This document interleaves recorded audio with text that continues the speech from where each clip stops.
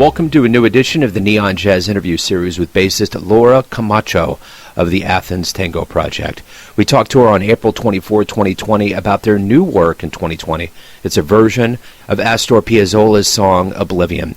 She started her music career in her hometown of Buenos Aires, Argentina, and along with the band, she has a great story. Please get to know him and enjoy. Hey, thanks for taking a minute out for Neon Jazz. I appreciate it. Oh, no problem. Thank you for reaching out. You sent over a song, Oblivion. Talk to me a little bit about this single and even putting music out during this kind of COVID-19 quarantine world we're in.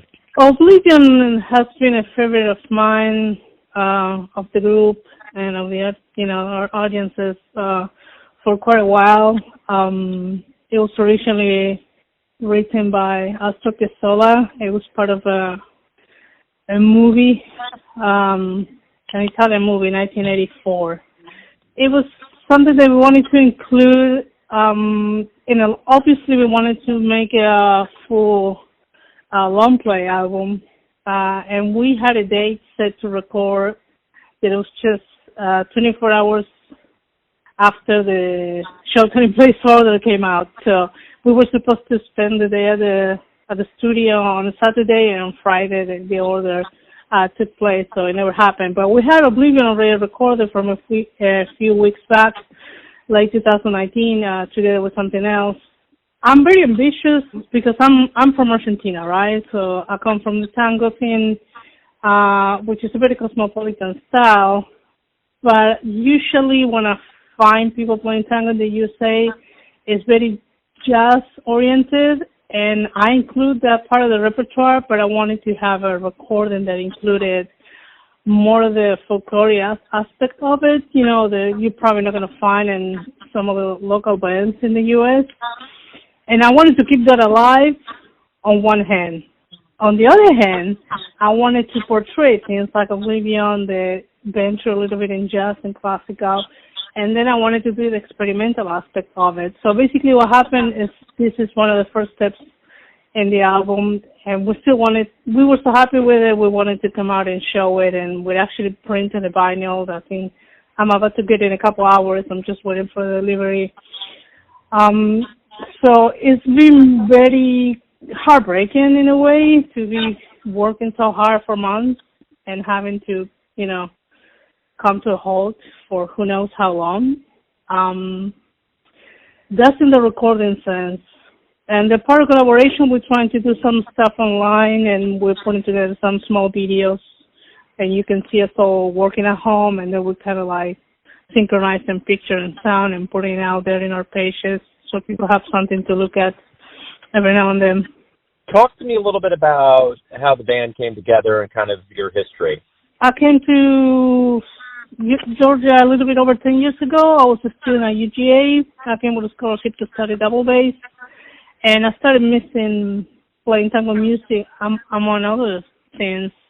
And the interesting thing is that all the musicians came to me after we started jamming and birthday parties and things like that. And some jazz musicians and people that play some world music told me they wanted to play with me and see if we can put something together. And I was very, very surprised because the two original members, one of them is still in the band. They came to me saying they wanted to learn more about tango, and I didn't expect that at all. So we started getting together. It was very difficult, to tell you the truth, because they had no idea about stylistic elements. And to me, I always tell people that it made me have to think about what I was doing in a more conscious way with the tango aspect of it. Because to me, it was like as natural as breathing. It's like you know how to swing. When you're playing jazz, you know how to swing it. And these people wanted to play, but they didn't know how it actually worked.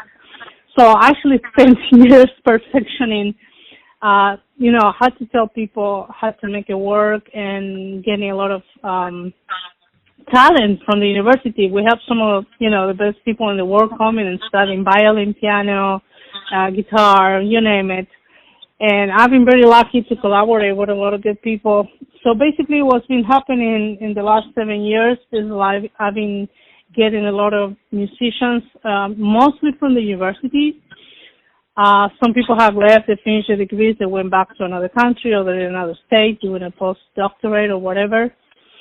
So at the same time, the group still managed to keep going. It just happens every now and then somebody new comes in and I have to start over with certain things.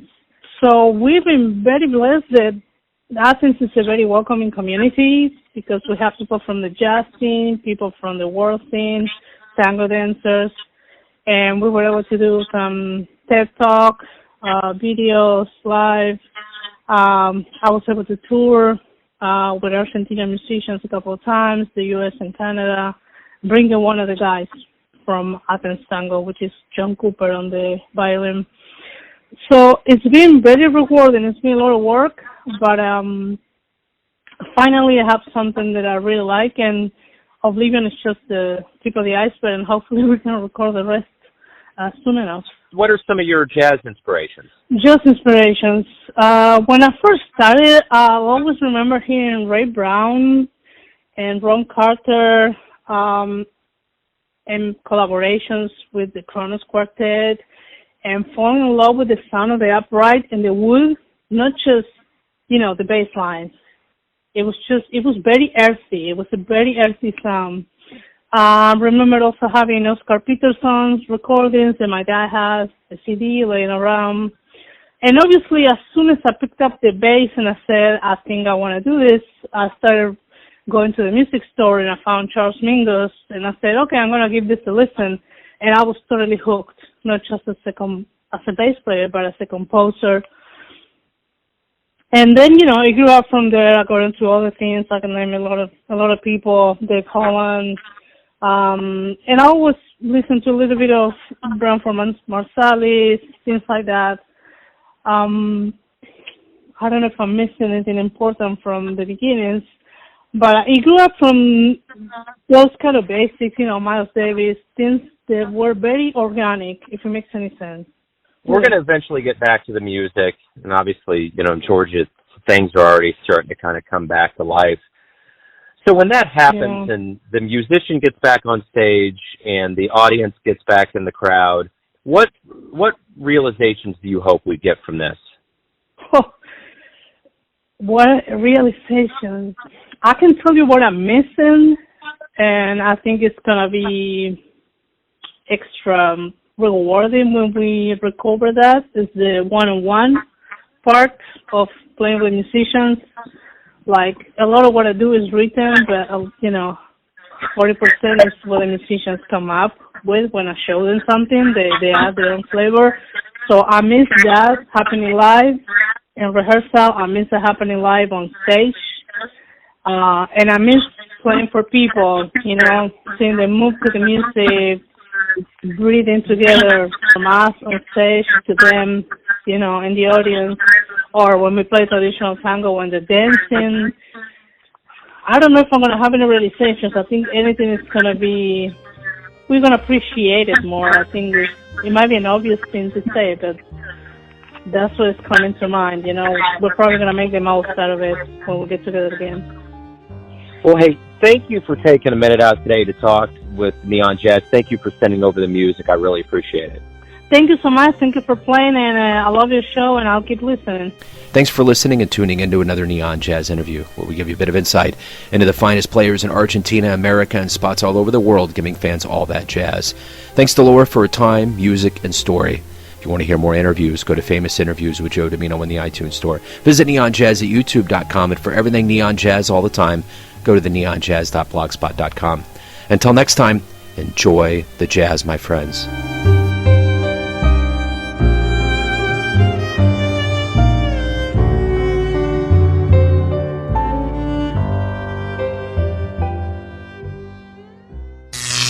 Neon Jazz.